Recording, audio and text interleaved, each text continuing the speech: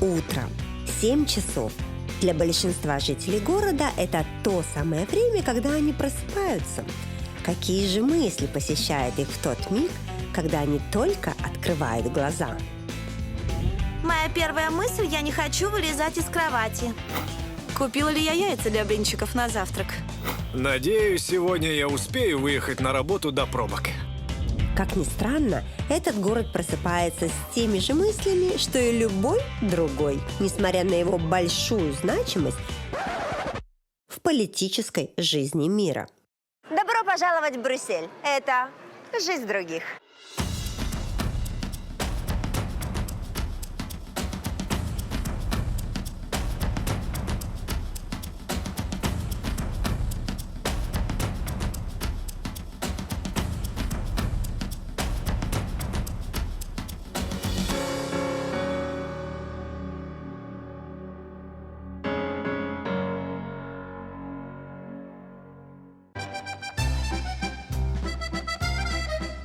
Брюссель называют не только столицей Бельгии, но его часто называют столицей Европы, потому что именно здесь находится Европарламент. А по статистике каждый 5-й житель города – дипломат. И вот о том, как живут дипломаты, а также простые жители города Брюссель, мы сегодня приехали все и узнать. Ну, если простые жители Брюсселя вообще существуют.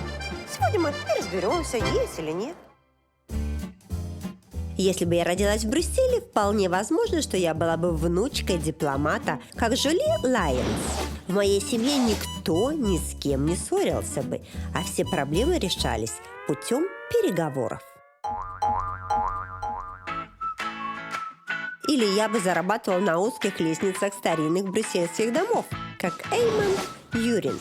Я бы занималась тем, что по кусочкам доставляла бы из маленьких окошек стулья, столы, шкафы и кровати. А выйдя на пенсию, я бы не только вдруг нашла, наконец, работу своей мечты, но и встретила настоящих подруг, которым звонила бы вечерами посплетничать о наших дедушках, точно как Надин Феттер.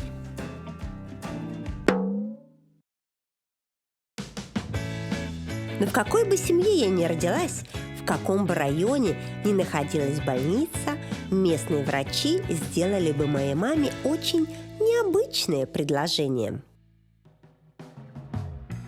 Я нахожусь в обыкновенном роддоме. Палаты, врачи, операционная, лекарства. И вы сейчас спрашиваете, ну и что? Что ты нам расскажешь нового и интересного? А я вам скажу, в этой больнице работает настоящая волшебница. Нет, я не сошла с ума. Сейчас все сами увидите.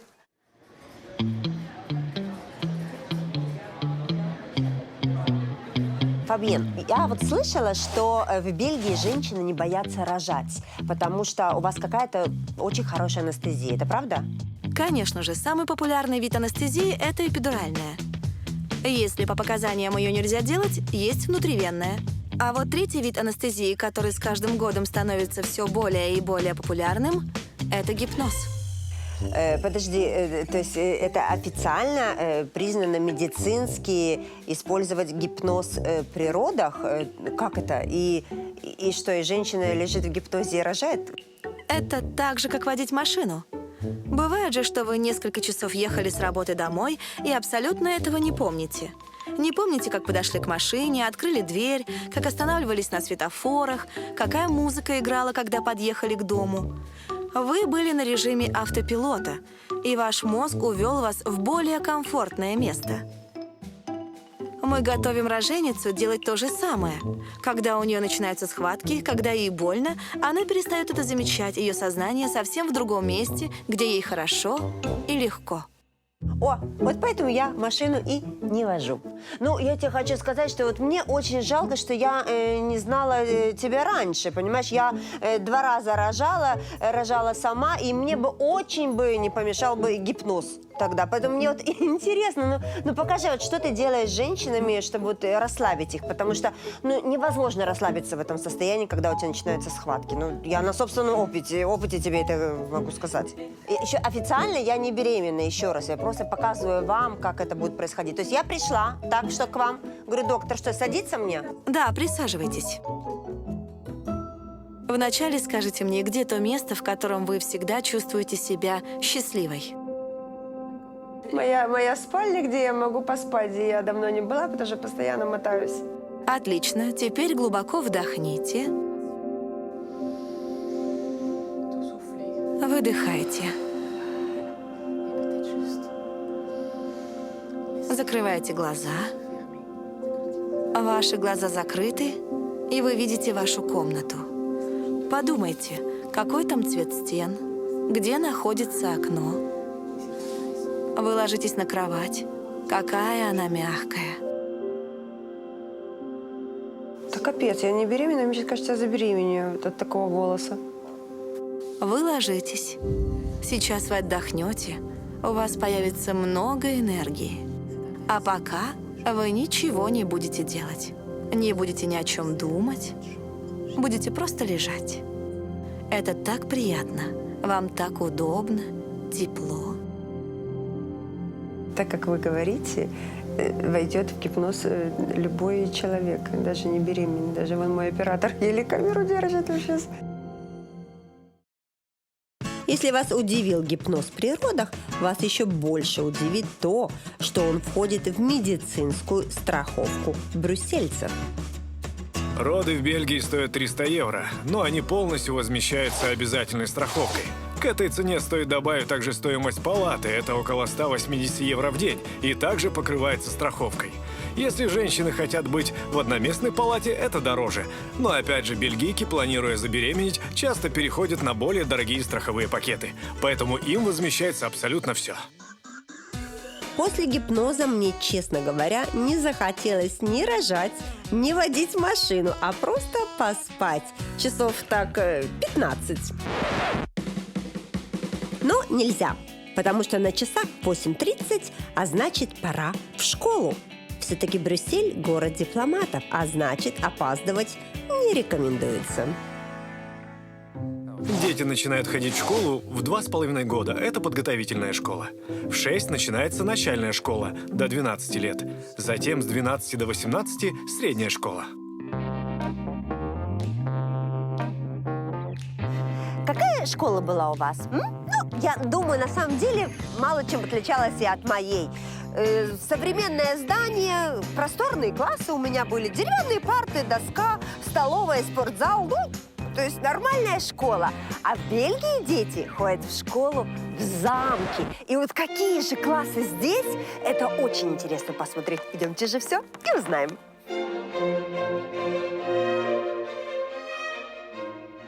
Ой, господи, это я хочу просто зайти в школу. Мама дорогая, боже мой, какая красота. Знаешь, ощущение, что ты пришел не в школу, а в театр. И сейчас начнется спектакль. До 6 лет ходить брюссельцам в школу не обязательно. В этом возрасте детей учат обычным предметам – читать, писать, считать, но также как сортировать мусор, правильно выражать свои эмоции, избегать конфликтов и вести переговоры. Ведь в потенциале каждый из них будущий дипломат. А мне интересно, насколько дипломатичны учителя, когда их совсем не слушают. Чтобы успокоить детей, я просто кладу ладонь на парту. Я понижаю тон голоса, говорю тише, чтобы они начали ко мне прислушиваться. Я могу выключить или приглушить свет. Моя задача как педагога все время удерживать на себе внимание детей. А по статистике, малыши не могут сосредоточиться более чем на 20 минут. Поэтому они и капризничают. Мы не можем их за это наказывать.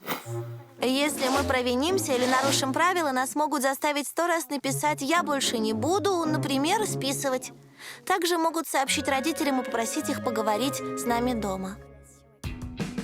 Детей дома вряд ли будут ругать из-за оценок. Почему? Расскажу вам немножечко позже. Я сама была в шоке.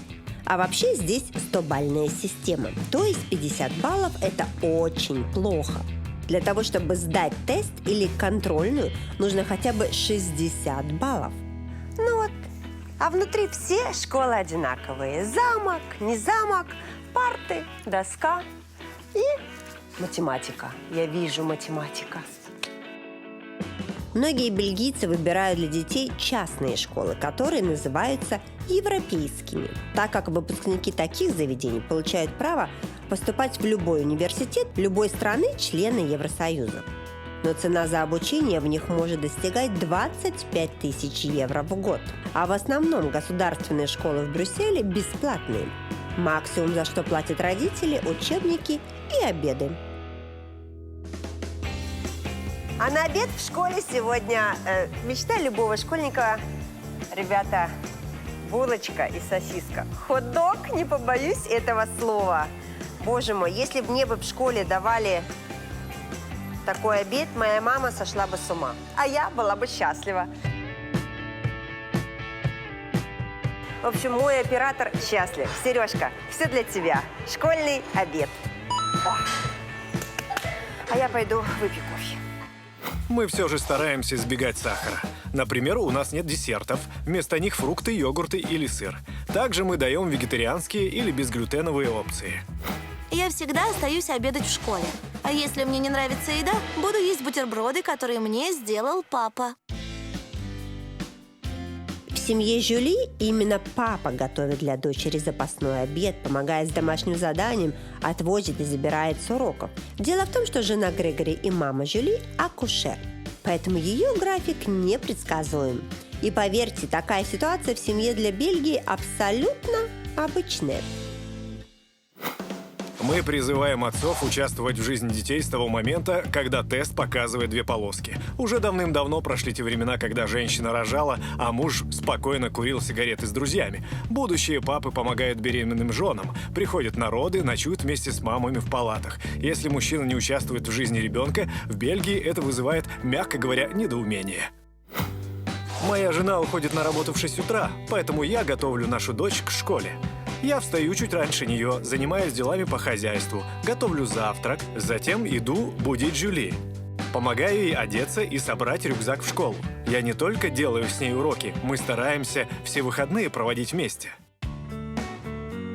На выходных семья Лейнс часто навещает дедушку, дипломата на пенсии Жан-Жака Латюра. Сегодня к ним присоединюсь и я. Интересно же посмотреть, как живут дипломаты. Добрый вечер, Жанна. Hello. Очень рад встрече. Заходи. Это бельгийская традиция так целоваться, да? Раз, два. Да, бельгийская и французская. Но французы целуются 2 раза, а мы 1. Хорошая традиция. В Италии тоже целуются 2 раза. Я, слушай, никогда не была в квартирах в Бельгии, поэтому мне очень интересно. Такой большой коридор у вас светлый, да? Ага, это ванна хозяйская, да? Ну, смотри, значит, тут сушильная машина, стиральная машина, большая батарея. А батарею часто включаешь, Жан-Жак? Нет, и так тепло. Нет, да. У нас центральное отопление, оно недорогое. А это ты занимаешься спортом? Да, иногда. Сколько раз ты можешь подтянуться? Немного, 3-4 раза могу. Ну покажи, ну чего, нет? Ну правильно, не надо позориться. Это что у тебя? А, это спальня, да? Да, это моя спальня. Жан-Жак, ну я вот тебе, знаешь, что хочу сказать? Что, честно говоря, я почему-то думала, что квартира дипломата, она какая-то особенная. Это стандартная квартира бельгийца или все-таки это какая-то у тебя хорошие апартаменты для Бельгии? Нет, это не средняя квартира. Я ее покупал, когда еще дети были маленькими. И у каждого из них есть своя комната. То есть всего целых 3 спальни. Это считается дорогой квартирой. Не все бельгийцы живут в таких квартирах. Нет, когда бельгийцы обзаводятся семьей, они переезжают в пригород и покупают там дом. Так гораздо дешевле. Слава богу, дипломат себе может позволить, а то я уже, знаешь, распереживалась. Мы живем в доме в пригороде, и из коммунальных платежей у нас только вода – 50 евро в месяц. Несколько лет назад мы установили солнечные батареи. Теперь за электричество мы не платим. Это у тебя на всякий случай и елка, и велосипеды. У тебя, знаешь, тут все вместе. Это кабинет твой, я правильно понимаю? Да, это мой кабинет. Жан-Жак, это правда, что, кстати, в Бельгии все дипломаты или многие и премьер-министр даже ездят на работу на велосипедах? С каждым годом все больше дипломатов и чиновников пересаживаются на велосипеды. Ведь всем им нужно начинать работу в одно и то же время, поэтому на машине они обязательно попадут в пробки. Велосипед – это практичней, быстрее, а главное – безопасно для экологии. В Бельгии велосипедисты – это короли дорог. Для них сделано много дорожек, и их все обязаны пропускать. Это наша главная комната – гостиная. Здесь много сувениров из разных стран, где я работал. В основном из Бангладеш. Там я прожил 4 года, был советником от Еврокомиссии. Жан-Жак, у меня, конечно, вот, знаешь, складывается такое ощущение, что ты такой спокойный человек, но все-таки у тебя большая семья. Вот как ты вообще ругаешься когда-нибудь? Как и все люди, я злюсь. Но я считаю, что все конфликты можно решить, поговорив спокойно. А как вот расскажи мне, вот как дипломат, вот как дипломатично вот сказать человеку, что вот он тебе не нравится, он тебе неприятен? Вот есть у тебя какой-то секрет, как дипломатично? Жанна, запомни, если тебе не нравится человек, просто перестань с ним общаться. Не надо повышать голос, конфликтовать с ним. Просто забудь о его существовании. Ой, слушайте, итак, лайфхак от международного дипломата, дорогие друзья. Если вы имеете какой-то диалог с человеком, который вам неприятен, просто-напросто перестаньте с ним общаться. И все, время все расставит на свои места, правильно? О, видишь? Вот и все, вот теперь я буду знать, ни с кем не буду общаться теперь, господи. В городе почти все дома очень старые, даже старинные. Конечно, они невероятно красивые, но и жутко неудобные. Единственное исключение – это отель, в котором я провела эти прекрасные дни в столице Бельгии. Он называется просто «The Hotel». Его и так все в Брюсселе хорошо знают. Это огромное удовольствие просыпаться с таким видом на город. Потом, по моей любимой традиции, начинать день с чашечки ароматного свежего кофе в тихом лаунже и дальше любоваться Брюсселем. Ну а вечером после съемок расслабиться в спа или с фирменным коктейлем от местного бармена, который, кстати, стал лучшим барменом Бельгии в 2019 году. Вот в Брюсселе вот такие вот подъезды, где может ходить только красивая модель, на крайний случай вот такой человек, как я. А вот уже мой муж уже все здесь не поместится. А о том, чтобы делать ремонт или переезд в таких подъездах, речи даже не может идти, чтобы что-то поднять или опустить. Поэтому, о господи, дайте отдышаться. Поэтому в Брюсселе одним из самых успешных бизнесов является лифт-сервис. Ой, Мэн, привет. Привет. Ой, ну что у тебя здесь сегодня происходит? Что грузить будешь? Ты привез что-то или забираешь? Сегодня мы должны спустить обеденный стол и стулья. Это правда, что вот ваш бизнес, он тут популярен именно за счет того, что в домах очень узкие подъезды или вообще запрет на перевозку каких-то габаритных вещей в подъезде? В старых домах, да. Это может быть и запрещено домоправителями, чтобы мебель не повредила стены коридоров. Но в основном, конечно, наш бизнес существует благодаря очень узким лестницам, которые есть и в новых постройках. Как это, например. Ну ладно, лестницы часто в старых домах, и окна очень маленькие. Нам приходится разбирать мебель по кусочкам и потом собирать ее обратно. Слушай, ну а если вдруг, не дай бог, знаешь, там холодильник какой-то погрузили, и он свалился, кто за это несет ответственность? У нас есть страховки на такие случаи, но еще ни разу ничего подобного не случалось. Даже несчастные случаи были, не было, будут, но это из фильма, не переживай, к вам это не имеет никакого отношения. Так, он что-то тебе показывает, видишь? Не так припарковался, да? Я еще не припарковался. Это сложно попасть? Мне уже не сложно, просто не хочу зацепить дерево. Вот так выглядит типичный бельгийский переезд. И куда бы мы ни пришли в Брюсселе, повсюду нас ждали лестницы. Правда, чтобы помочь нашему следующему герою переехать, лифт не нужен. Он совсем маленький, а вот его гардероб один из самых больших в мире.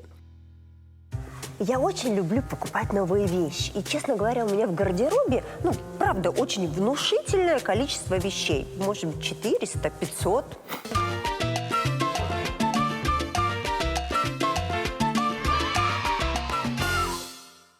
Конечно, не так много, как у Филиппа Киркорова, но я справляюсь. А в Брюсселе есть молодой человек, который, я думаю, переплюнул даже Филиппа Киркорова, потому что в его гардеробе находится более 1000 вещей. И у него есть специальный человек, который за этим гардеробом ухаживает. Представляете? А знаменитые дизайнеры шьют для него одежду. Ну что ж это за гардероб такой? Ну как же это можно? Ой, слушай, видишь, это чтобы увидеть какую-то гардеробную, нужно просто быть в настоящей спортивной форме. Иначе, я понимаю, что тут можно сойти с ума. Я не понимаю даже, куда я иду. Ну, посмотрим. Ой, Гонзак, я, честно сказать, еле дошла к тебе. Так, ну что, идем. Где у нас гардеробная? Мы уже здесь. Да, так как наш Manneken Pis очень маленький, места ему здесь хватает. Тем более, что самые лучшие и популярные его костюмы выставлены в музее. Ты хочешь сказать, что вот это гардеробная писающего мальчика? Да, вы не ошиблись. Бельгийцем. Самым роскошным гардеробом в стране оказался писающий мальчик. Малюсенькая статуя в центре Брюсселя. Мало кто знает, что символ Брюсселя совсем крошечный. Еще меньше людей знает, что оригинал статуи находится не на площади, а в музее. Ведь фонтан несколько раз пытались похитить, представляете? Но самое смешное, что мало кто из жителей Брюсселя знает историю своего символа. Не знаю, без понятия. Да, кстати, мы только на прошлой неделе его обсуждали. Я не знаю, откуда он взялся. Знаю только, что оригинал больше не стоит на площади. Многие знают неправильную версию. Например, что мальчик пописал на бомбу и этим спас Брюссель. Или что это сын богатого жителя города, который потерялся, его искал весь город, а потом нашли спокойно писающим на площади, и счастливый отец подарил такую статую городу. Все это неправда. На самом деле писающий мальчик был питьевым фонтаном. Таких было очень много в Брюсселе. Жители собирались вокруг них, пили воду и общались. Писающий мальчик был удобно расположен в самом центре, поэтому вокруг него собирались целые толпы людей. Это стало популярным местом встречи, потом именем нарицательным, а потом и символом города. Мне нравится наш символ. Мы, бельгийцы, уверены в себе, у нас есть чувство юмора и самоирония. Нам не нужен сокол или леопард, как символы, чтобы доказать кому-то, какие мы сильные и крутые. Нам достаточно этого пухлого карапуза, который стоит себе и нагло писает в центре города. Каждый костюм мальчика пронумерован, подписан, запакован в специальный пакет, чтобы он был защищен. Так. Мы их складываем один к одному в специальном порядке. Здесь у нас есть списки со всеми костюмами. Костюм. Ага. Вот это название костюмов, да, Португалия, что такое? Португаль. Да, у каждого есть номер. Именно так, этот костюм подарила Португалия, костюм клоуна. Вот это не от страны, а от организации. Если мы неправильно запакуем, пронумеруем, потеряем, это будет катастрофа. Зачем статую наряжать в костюм? Каждая страна, каждая организация, спортивная, фольклорная, борющаяся за права человека, присылает нам костюмы для писающего мальчика, чтобы этот малыш их надел. Весь мир на них посмотрел. И таким образом они привлекают к себе внимание, рекламируют себя, просто пиарятся. Подожди, а вообще, ты мне скажи, для того, чтобы наряжать статую, ты учился где-то, занимался этим? Вот как твоя профессия называется? Я историк и искусствовед. Так как костюмы писающего мальчика – это часть коллекции музея, официально я – хранитель коллекции, а неофициально я костюмер писающего мальчика. Я тебе хочу сказать, что я мечтала бы, чтобы ты пришел в мою гардеробную и навел там порядок. У меня там такой бардак творится. А теперь я знаю, как надо хранить свои вещи в мешочке и на полочке. Ну хорошо, покажи мне хоть один костюм. Вот возьмем, к примеру, этот костюм. Он посвящен теме изменения климата. Вот. Как можно увидеть, он не только в пакете. Внутри завернут также в бумагу. Очень важно защищать ткань от света. Боже, очки! Да, все костюмы изготавливаются четко по меркам статуи. И вот некоторые добавляют к одежде также аксессуары. Ага, штанишки. Штаны самые сложные в дизайне.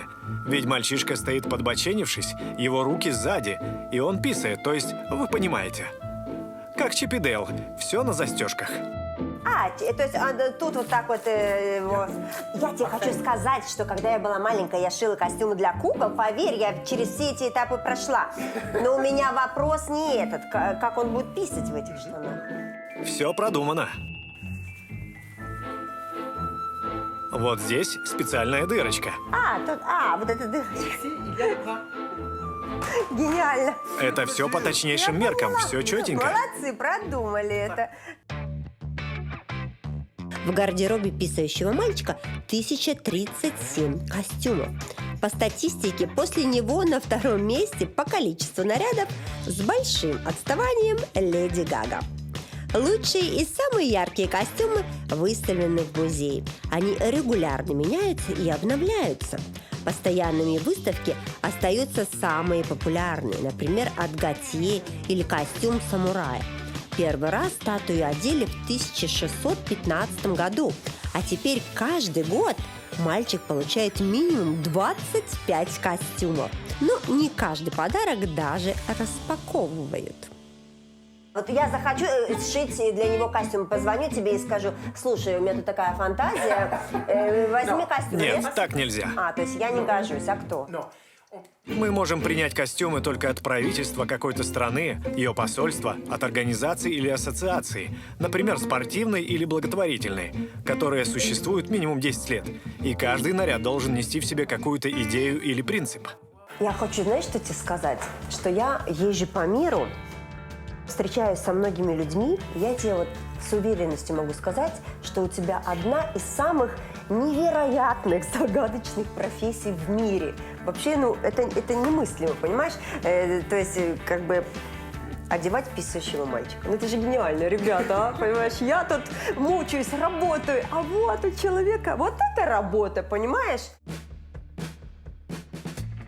Писающий мальчик стал таким популярным, что на его славе наживаются не только разные ассоциации магазины с шоколадом, продающие конфеты в форме Manneken Pis, но и, например, владельцы ресторанов. Так появилась писающая девочка, которую поставили недалеко от мальчика и возле входа в кафе, чтобы туристы фотографировали с ней и заходили в заведение. Эта статуя неофициальная, поэтому ее никто одевать не хочет. Ну и убирать тоже.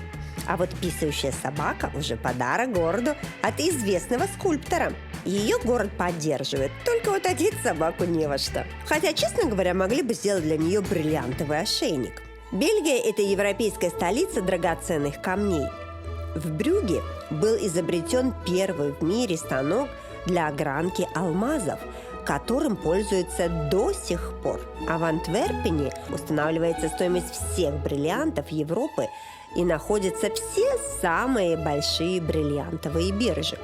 В ювелирной мастерской Брюсселя создаются украшения и для королей. Мы изготовили обручальное кольцо королевы Матильды. Королевский двор – наши постоянные клиенты, но одним из условий сотрудничества с ними является полная конфиденциальность. Чтобы стать ювелиром в Бельгии, нужно получить специальное образование. Это 5 лет. Затем обязательная практика в ювелирном доме или мастерской, которая длится 10 лет. А чтобы стать ювелиром высшей категории, как я, нужно еще 20 лет работать в одном месте. Итого 35 лет. Заработная плата хорошего ювелира начинается от 1800 евро после вычета всех налогов. А налогов в Бельгии очень много. Налоги, как и в большинстве стран Европы, зависят от доходов. Чем больше доход, тем больше налог. Минимальный налог – это где-то 30%, максимальный – 50%. Также все бельгийцы платят в фонд социального страхования. С моей заработной платы сразу же вычитают 50% налогов. Я знаю, на что они уходят, но сам я не занимаюсь подсчетами и вообще стараюсь не думать, много ли я плачу налогов или нет. Бельгийцы, в принципе, редко нарушают правила. В основном законное наказание приходит за нарушение правил движения, вождение или хулиганство в нетрезвом виде, или неправильную парковку. В нашем районе каждое воскресенье проходит рынок. Там практически невозможно припарковаться, поэтому полиция следит за машинами, которые нарушают правила и заезжают на тротуар. Так вот, штраф выписывается в зависимости от того, сколько колес стоит на тротуаре. И может быть от 50 евро за одно колесо до 200, если заехать всеми 4. Вот, Марк, знаешь, я тебе хочу сказать, когда идешь с полицейским, вот как-то чувствуешь себя расслабленно, как-то под защитой. Вот хочу тебе сказать. А вообще, Брюссель, он опасный город? Нет, Брюссель – спокойный город. Основные угрозы здесь – акции протестов и незаконные действия, связанные с Европейской комиссией и другими важными органами управления. Здесь огромное количество полицейских в штатском. Вы никогда не догадаетесь, но вокруг вас всегда будет хотя бы 2-3 полицейских. Я не вижу никого. Ага. Я сам так работал. Серьезно? Да, и что ты вот ходишь по улицам, да, такой, так, как ты вычисляешь, вот, человек опасный или нет? Вот как ты видишь это? Нас обучают искусству профайлинга. То есть мы можем по выражению лица, движению рук, походке определить, опасен ли человек, может ли он нанести угрозу. Если он напряжен, он слегка подскакивает, когда идет. Его глаза бегают, он нервничает. Возможно, он хочет сделать что-то противозаконное. Но это в 2 словах. А так профайлинг – сложная и интересная наука. Чему обучают бельгийских полицейских, я поняла. А вот как проходит экзамен у обычных брюссельских студентов, например, на факультете архитектуры и дизайна, посмотрю сейчас.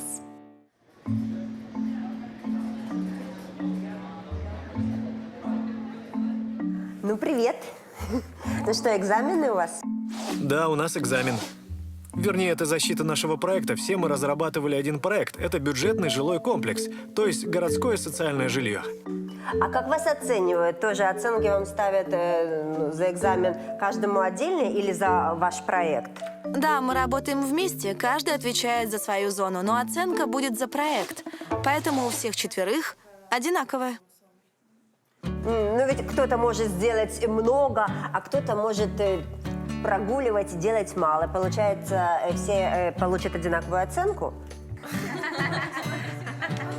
Да, это проблема. Я почему спрашиваю? Потому что я тоже делала коллективные вот эти вот экзамены, и кто-то, понимаешь, я сижу вот это ночами все пишу, а он, понимаешь, гуляет. И потом получаем мы одинаковую оценку, потому что он выехал на мне. Ну или я на ком-то выехал, ну неважно, да?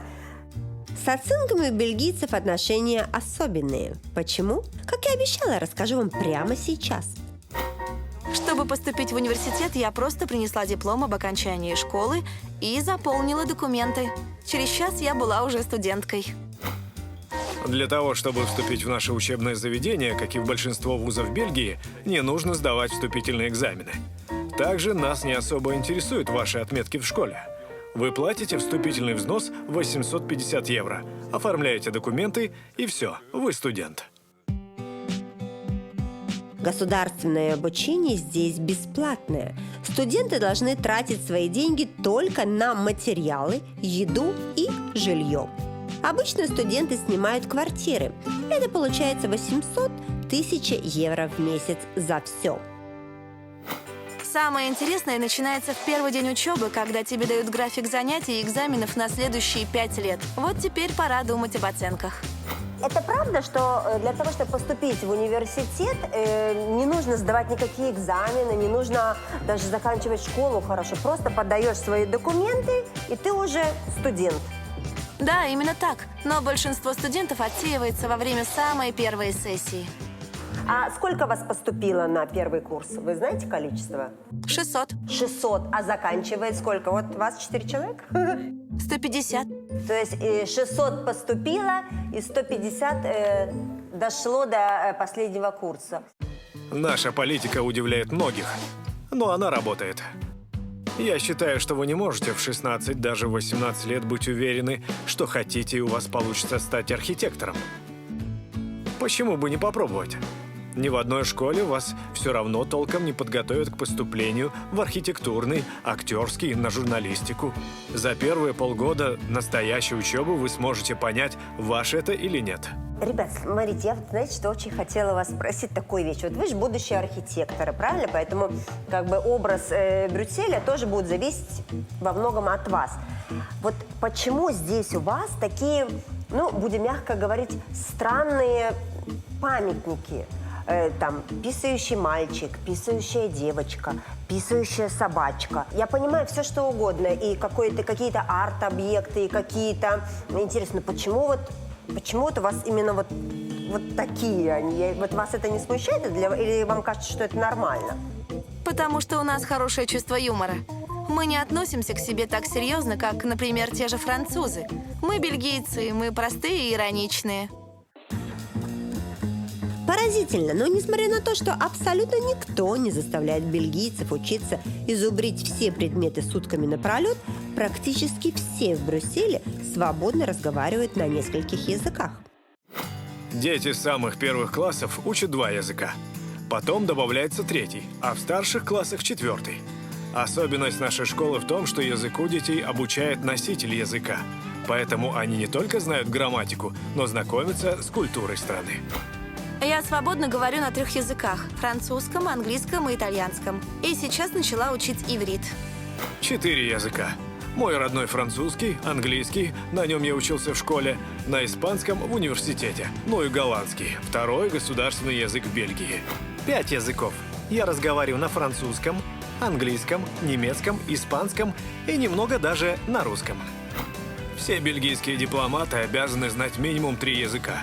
Свой родной и 2 любых на выбор из европейских. Получается, что бельгийцы учат иностранные языки с пеленок. И, кстати, о пеленках. Ясли в Бельгии платные, даже государственные. Но у большинства женщин нет выбора. Здесь декретный отпуск у женщин всего лишь 3 месяца. И чтобы не потерять свое рабочее место, они своих детей с 3 месяцев уже сдают в детский сад. Видишь, и вот эта моя Эмили, которой уже 6 месяцев, уже, в принципе, здоровая принцесса, уже здесь в коллективе, так сказать, развлекается, да? Ну, пошли, идем играть. Короче, смотрите, что у вас тут есть. Цена на ясли зависит от дохода родителей и определяется на государственном уровне в специальных бюро. Мы всегда считаем цену за день, а не за месяц. Минимум это 2,5 евро в день и максимум около 32 евро в день.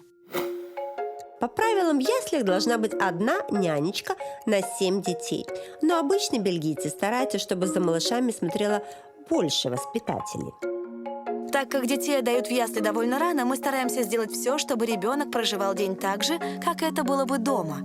Все воспитатели подстраиваются под каждого малыша, под его ритм, желания и привычки. Кормящим мамам можно приходить в любое удобное им время. Всем остальным детям обеспечивают очень полезную еду.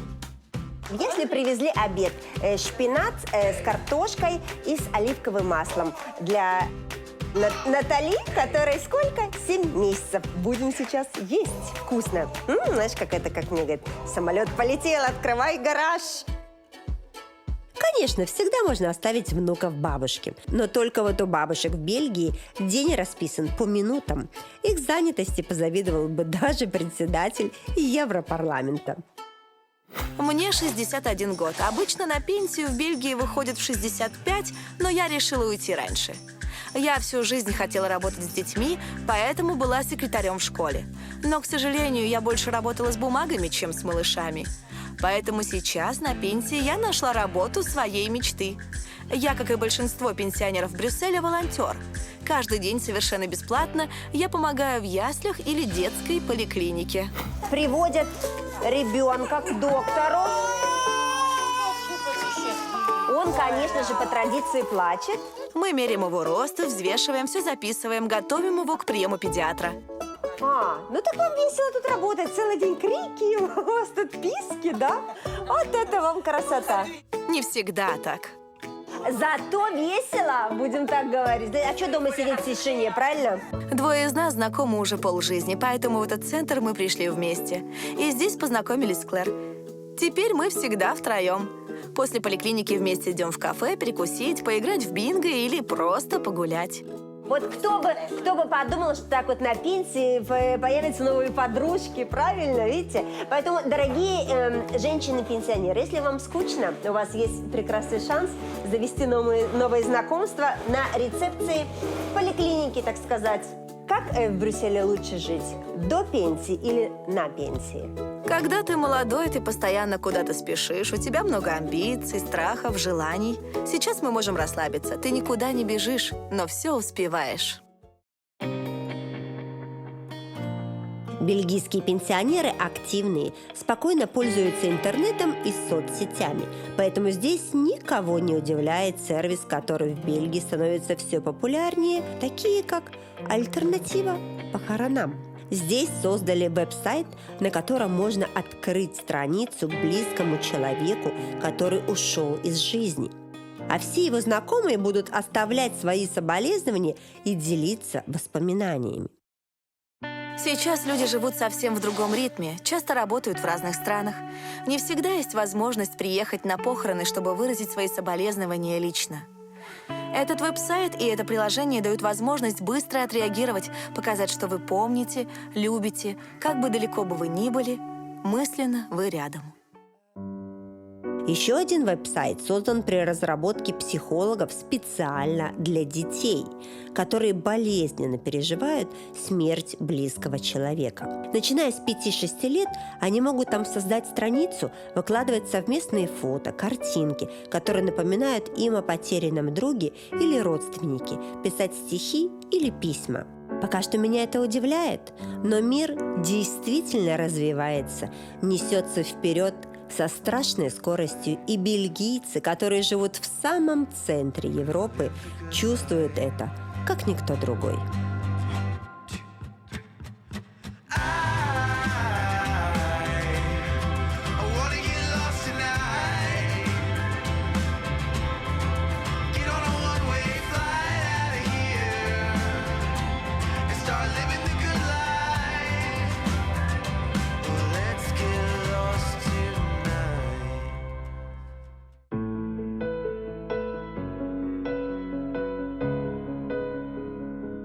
Если бы я родилась в Брюсселе, то начинала свое утро с бельгийских вафель, а заканчивала день бельгийским шоколадом. Скорее всего, вышла бы замуж за дипломата и жила возле здания Европарламента. Постоянно ворчала на высокие налоги и постоянные пробки, но, в принципе, была бы довольна своей жизнью. И, как все жители города, хотела бы, Чтобы в мире не было насилия. У каждой мамы родился здоровый ребенок. Получил образование. Мы остановили изменение климата. Прекратили загрязнять планету. У каждого был свой маленький домик. И в нем всегда было тепло. но для того, чтобы изменить мир, нужно всегда начинать с себя, а не с жизни других.